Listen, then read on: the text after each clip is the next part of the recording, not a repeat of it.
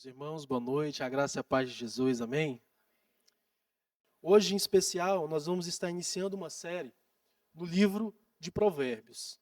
E para iniciar, nós vamos falar desse tema, o princípio, Deus abençoe, meu irmão, o princípio da sabedoria.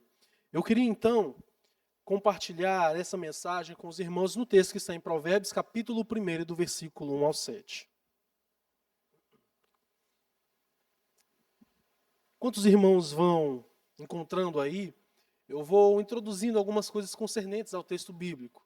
Nada muito pesado, assim, de contexto histórico, da teologia propriamente do texto, mas nós vamos trazer nessa perspectiva de mais aplicabilidade e reflexão ao nosso coração, porque o livro de Provérbios trata bastante disso. Mas, em específico, quando nós paramos para estudar o livro de Provérbios, nós entramos na faculdade da sabedoria do Senhor. Nós estudamos a sabedoria não numa perspectiva humana, não de acordo com qualquer pessoa, não de acordo com qualquer filósofo. Nós estudamos o livro de Provérbios sobre a egíde, meu irmão, nos escudos do Espírito Santo de Deus. Nós aprendemos no livro de Provérbios a cultivar valores que não são somente nossos. Nós vivemos ele aqui, mas eles são valores eternos, valores atemporais, valores imutáveis, valores do Deus vivo. Em Provérbios nós aprendemos a valorizar a vida. Em Provérbios nós aprendemos a ver a beleza da vida, a ver a beleza da criação do Senhor, em cada canto dela. Mas nós também aprendemos que devemos viver uma vida de crentes piedosos no Senhor, de crentes que frutificam bons frutos para a glória de Deus. Nós aprendemos em Provérbios a valorizar o casamento, nós aprendemos a valorizar a família. Algo que também nós aprendemos é que nós não devemos nos amoldar de maneira nenhuma aos padrões seculares. Isso inclui não relativizar, não tolerar a injustiça, a maldade nesse mundo. Mas entendendo também que a justiça, ela não vem de nós. Ela vem, em primeiro lugar, de Deus. Se não nessa era, na era vindoura. Mas, meus amados, o livro de Provérbios, os provérbios em si, são pequenas sentenças, como os irmãos bem sabem. Mas eles carregam em si grandes significados para mim e para a sua vida física no aqui e agora, mas também para a nossa vida espiritual. Aliás, é preciso também ter em mente que até o diabo tem os seus provérbios. Na cabeça, no coração, na boca do mundo aí afora. Quer ver um? Deus escreve certo por linhas tortas. Nós temos um Deus reto, um Deus justo, imutável. Ele não escreve por linhas tortas. Aliás, também, quando Salomão escreve o livro de Provérbios, ele escreve não sobre apenas a sua perspectiva. Ele escreve não compilando apenas os seus próprios pensamentos. Ele escreve debaixo da direção, na guia do Espírito Santo. E aqui, na verdade, se lá no livro de Salmos nós aprendemos com Davi, pai de Salomão, a louvar ao Senhor, a entregar o coração ao Senhor. Nós aprendemos que o princípio também da sabedoria que está expresso lá em Salmo é ter a palavra de Deus guardada no nosso coração para não pecarmos contra o Senhor. Mas agora aqui em Provérbios, com Salomão, nós aprendemos a aplicabilidade disso para a vida. Como aplicar numa vida de integridade que louva a Deus em todas as suas áreas. O livro de Provérbios vem ensinar para mim e para você como cristãos que a sabedoria é fundamental na vida de fé. A sabedoria não é apenas um conjunto de conhecimento teórico, mas é conhecimento transformador. Conhecimento que adentra o coração. Conhecimento que muda vidas. Quem é a sabedoria aqui em Provérbios? Sabedoria em Provérbios ela nos é apresentada como sendo eterna, como sendo amada do Deus vivo. Sabe quem ela é? Ela é Jesus, meus irmãos. A sabedoria em Provérbios é um tipo de Jesus, é uma figura de Jesus. Portanto, se nós queremos crescer em sabedoria, é preciso, em primeiro lugar, nos aproximarmos cada vez mais de Jesus. Amém? Assim podemos adentrar o texto bíblico que vai iniciar nos dizendo: Provérbios de Salomão, filho de Davi, rei de Israel. Para se conhecer a sabedoria e a instrução do entendimento das palavras de prudência, para se receber a instrução do entendimento, a justiça, o juízo e a equidade. A história de Salomão, os irmãos conhecem melhor do que eu. Filho de Davi, herdeiro do reino. Mas ao herdar o reino, Salomão faz um pedido muito especial a Deus. Ele poderia pedir dinheiro, poderia pedir mulheres, poderia pedir poder, mas ele pede sabedoria. Isso evidencia algo muito importante para mim e para a sua vida de fé. Sem a sabedoria do divino nas nossas vidas, nós somos insensatos por natureza. Sem a sabedoria do divino, nós não saberemos lidar com a vida. Sem a sabedoria, nós corremos sérios riscos de não saber administrar o que Deus coloca nas nossas mãos, os recursos que Ele nos dá. Sem a sabedoria, nós não sabemos administrar, gerir relacionamentos, o casamento, a criação dos filhos e até mesmo conflitos. Sem a sabedoria, meu irmão, nós andamos perdidos, porque conhecemos a Cristo Jesus, que é, na minha e na sua vida, o caminho da sabedoria. Quando olhamos para o livro de Provérbios, mas não só no livro de Provérbios, e sim em toda a Bíblia também, nós entendemos que a sabedoria, como conhecimento transformador da minha e da sua vida, ela tem sua aplicabilidade a partir do momento que ela entra aqui, mas ela desce para cá, para o coração.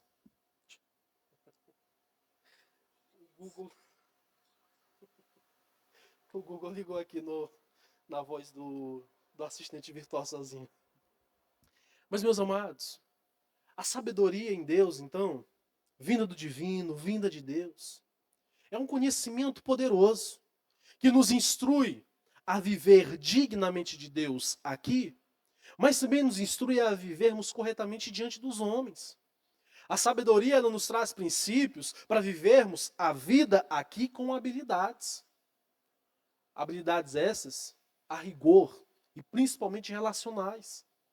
A entender também os valores desse mundo e os valores de Deus. Conhecimento transformador, o conhecimento que muda o nosso interior, ele é eivado na sabedoria. E como o texto vai referenciar para mim e para você aqui, ele deságua na justiça, ele deságua no juízo e na equidade. É só olhar para o nosso cenário atual. Quantas injustiças se cometem nos dias de hoje? Você talvez conheça alguém próximo a você, ou você talvez tenha sofrido isso. Injustiça por parte de alguém que estava em posição de julgar, mas que não julgou sabiamente. Vemos isso nas cortes federais. Vivemos em um cenário político, religioso no Brasil, em que a insensatez e a falta de sabedoria tem cultivado, tem gerado, na verdade, muitos danos. Se olharmos ao nosso redor, lidamos com vários exemplos assim. E por vezes nos sentimos injustiçados não só por nós, mas por quem pode estar próximo a nós. Algum familiar, algum amigo próximo. A injustiça, ela impera nesse mundo. O coração humano, diante da injustiça, tende a se enraivecer e a replicar isso. Porque olha para a injustiça e vê que andar na justiça, portanto, não é bom, não é lucrativo. Mas você e eu somos chamados por Deus a não nos moldarmos segundo o ethos contemporâneo, ou seja, o conjunto de valores desse mundo, dessa esfera. Nós somos chamados a viver em amor. Nós somos chamados a cultivar conhecimento transformador na nossa vida, na vida das nossas esposas, na vida dos nossos filhos, para quem é pai, na vida dos netos. Se você é empresário, no seu ambiente de trabalho, com seus funcionários. Se você é empregado, com seus amigos, com seus colegas de trabalho também. Nós somos chamados, meus irmãos, a vivermos em sabedoria, para frutificar uma vida crescente no Senhor Jesus e testemunhando dela também. Agora, do versículo 4 ao 6, o texto continua nos dizendo: para dar ao simples prudência, e ao jovem conhecimento e bom siso. Para o sábio ouvir e crescer em sabedoria, e o instruído adquirir sábios ou bons conselhos, para se entender os provérbios e as suas interpretações, as palavras dos sábios e os seus enigmas. A sabedoria em Deus, ela nos ensina a ter prudência. E de maneira resumida, para não ficar enfadonho, podemos dizer que a sabedoria nos ensina a não colocar a nossa mão aonde ela não deve ir. A sabedoria nos ensina a não trocar as mãos pelos pés. A sabedoria ela nos ensina a não irmos aonde Deus não quer que nós vamos. A não trazer para o coração, a não trazer para a vida interior aquilo que perverte a vontade de Deus. Meus amados, os jovens da nossa igreja, isso me inclui, precisam aprender isso de vocês. Homens que carregam o lema aqui. Homens de valor. Aprender a sabedoria de você, que é pastor, de você, que é líder, de você que ministra a palavra, de você que serve aqui na igreja com amor, de você que é irmão, de você que é pai, de você que é tio. Sabe por quê? Fato é que nós cremos que é o Espírito Santo que opera pelo poder da palavra, sim, meu irmão. Mas os exemplos práticos falam muito. De vidas que servem ao Senhor, de vidas que caminham junto de Deus. Criando uma geração de jovens, a minha geração, a geração de jovens vindouros, que pavimentam os seus caminhos no Senhor. Aprendendo a pavimentar os caminhos no Senhor com essa geração. Mas também fica um alerta. Para os mais experientes, né? Para não dizer mais velhos. Meus amados, os cabelos grisalhos, eles nem sempre indicam uma vida de piedade e de sabedoria na presença de Deus. A vida de sabedoria, a vida de piedade, a vida de fé, ela é evidenciada numa vida de intimidade com Deus. E se não andarmos em intimidade com Deus, não há sabedoria. Não há crescente no nosso coração de sabedoria para essa vida. Rumando em valores eternos. Mas agora no versículo 7, nós lemos o seguinte: o temor do Senhor é o princípio da ciência, ou na sua tradução é o princípio do saber. Mas os loucos a desprezam e desprezam o ensino, a instrução ou o entendimento também. Até aqui o que nós temos aprendido sobre sabedoria. A sabedoria é, portanto, viver a vida aqui e agora, olhando não com as nossas lentes, mas olhando com as lentes do divino. É olhar para essa vida não com valores humanos, mas com os valores eternos e imutáveis de Deus. A sabedoria ela nos ensina a termos o princípio de temer ao Senhor, como o princípio que majora tudo nas nossas vidas. Isto é, amar ao Senhor, ter reverência a Deus, ter o caráter de Cristo inoculado no nosso coração. A sabedoria, ela nos ensina a crescer na vontade de Deus. Ela nos ensina a replicarmos os valores de Deus. E quem vive o contrário disso, a palavra define como sendo o quê? Louco, insensato, imprudente, estulto, para não dizer uma mula quadrada. Mas, meus irmãos, quando nós crescemos no conhecimento transformador do Senhor, quando nós crescemos na sabedoria de Deus, nós aprendemos a amar mais a Deus. Nós aprendemos a valorizar, a admirar cada vez mais o caráter soberano de Deus. Ao mesmo tempo que passamos a amar Deus em sua perfeita essência, na sua santidade, na perfeitude do que é a santidade de Deus, inoculada no nosso coração a partir do momento que nos relacionamos com Ele. Passamos, meus irmãos, a entender que Deus de fato é digno de toda honra e de toda glória. Porque conseguimos assimilar no nosso coração o que foi a obra de Jesus na cruz pela minha e pela sua vida. Passamos a entender como Deus é grande, como Deus é maravilhoso em ter-nos escolhidos para viver esses princípios.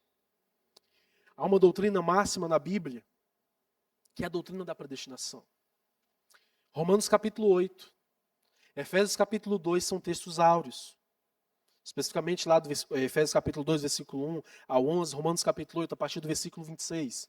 Não vamos ler o texto, mas para referenciar, para os irmãos olharem em casa depois. Nós aprendemos que Deus tem um povo escolhido, santo, separado, predestinado para ser formado aqui na terra, à imagem de Jesus.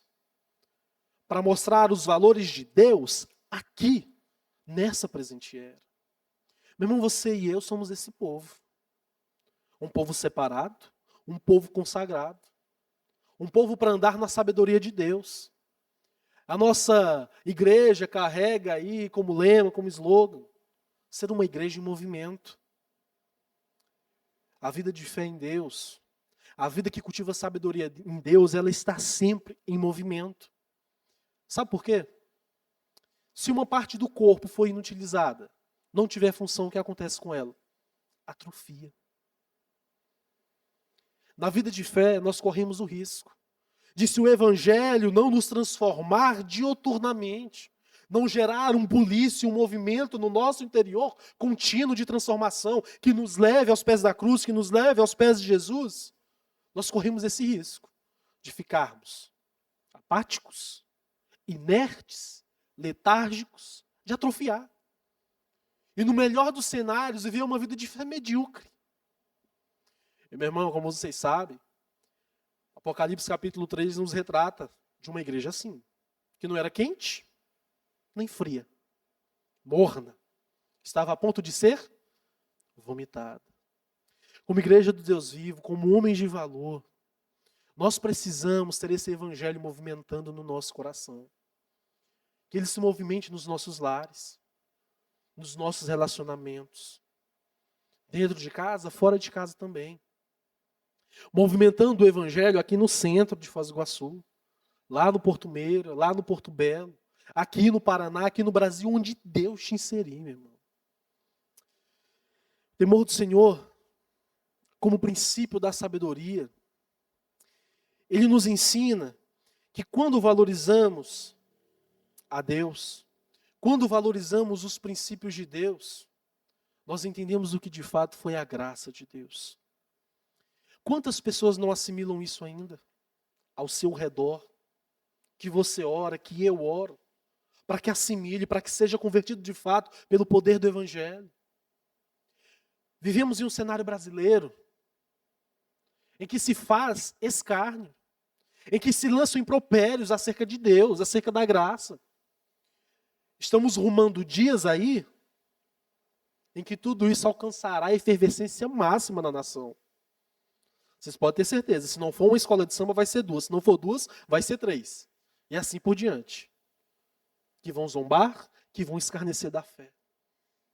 Pessoas que não assimilaram isso. Pessoas que não assimilam a sua falibilidade. E nós, se defendermos a nossa fé, se nos posicionarmos, é categorizado como intolerância religiosa.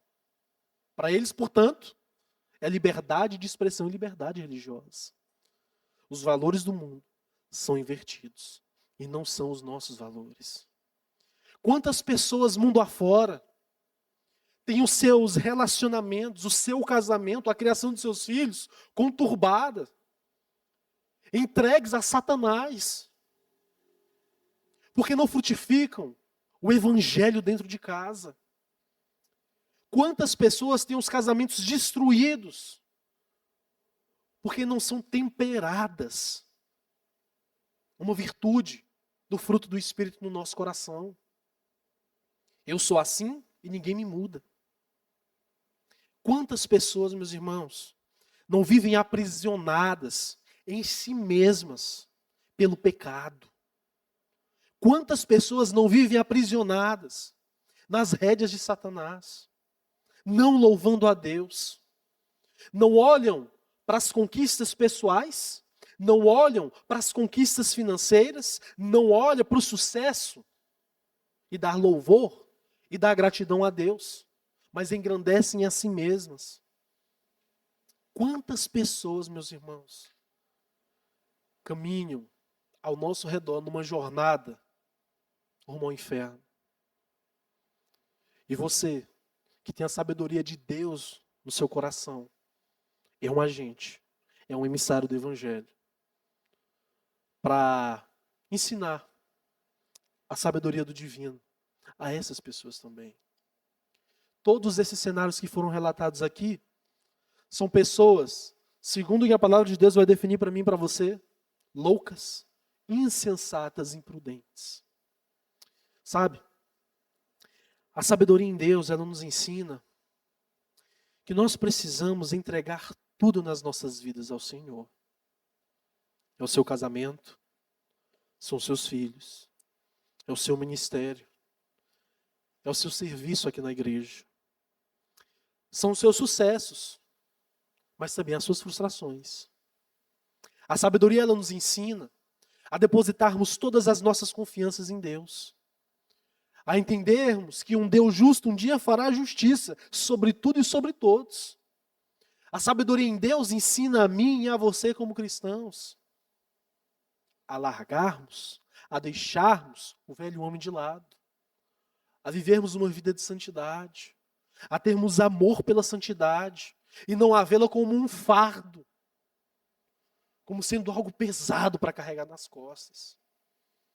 A sabedoria em Deus ensina a mim, ensina a você a admirarmos o que é uma vida de santidade, a desejá-la, a dobrar os nossos joelhos e pedir ao Senhor pela santidade, a dobrar os nossos joelhos e a reconhecer que nós não somos aquilo que deveríamos ser para glorificar a Deus, na esperança de que o eterno, de que a santidade, de que aquele que é santo, de que aquele que é perfeito, um dia traga tudo isso para mim e para a sua vida de fé. Não vida de fé per si agora, né? Mas lá na eternidade. Meus amados, a sabedoria, ela livrou José do adultério. A sabedoria, ela livrou Neemias da corrupção. A insensatez, por outro lado, fez o que com Caim? Com que ele fosse o primeiro homicida. A insensatez fez com que Sansão entregasse os seus segredos, tivesse os seus cabelos cortados, e sendo motivo de escárnio e de zombaria, ainda que por graça, derrubando as colunas do templo de Dagon, mas ainda assim morreu. A insensatez fez com que um homem chamado Judas Iscariotes traísse Deus por 30 moedas de prata. O peso foi tão grande que ele se suicidou. Mas sabe, a palavra de Deus, ela também convida a mim e a você a ir lá em Tiago capítulo 1, versículos 5 e 6, a pedirmos sabedoria ao Senhor. E pedir com fé. Pedir não como quem duvida. É o que Tiago fala. Sabe por quê? Porque você e eu temos um Deus que se agrada de quem pede sabedoria. Você e eu temos um Deus que dá sabedoria liberalmente para quem pede, para quem se aproxima dele. Como Hebreus capítulo 4, versículo 16 também nos fala. Que se queremos sabedoria, se queremos fé, se queremos nos aproximar de Deus, é preciso nos aproximarmos agora, em tempo oportuno, diante do trono da graça de Deus. Amém? Vamos fazer uma oração, depois eu vou passar aqui para os irmãos uma dinâmica que nós vamos fazer, de reflexão em grupo, tá bom? Curva a sua cabeça e façamos uma oração ao Senhor. Pai Santo, em Tua presença estamos te dando graças por mais esse momento. Momento de aprendizagem na Tua palavra. Homens que se reuniram, Senhor, diante dos seus afazeres, diante do labor, do cansaço do dia a dia, mas que se reuniram aqui para aprender do Senhor. Que o Senhor coloque todo o conhecimento que vem do alto no nosso coração, que não entre no ouvido e saia pelo outro, que não encontre espaço somente na cabeça para ser livresco, para ser teorético, mas que seja prático, que se faça vivo no nosso coração, para que cresçamos, Pai, em sabedoria, não na sabedoria humana, mas na sabedoria do divino, na Tua sabedoria, ó Pai. Rogamos isso, Pai, a Ti. Rogamos que o Senhor nos acrescente sabedoria, Que o Senhor nos acrescente fé para vivermos dia após dia, um dia de cada vez, crescendo em intimidade, crescendo em fé, crescendo em sabedoria no Senhor. É o que oramos como igreja, no nome de Jesus. Amém e amém.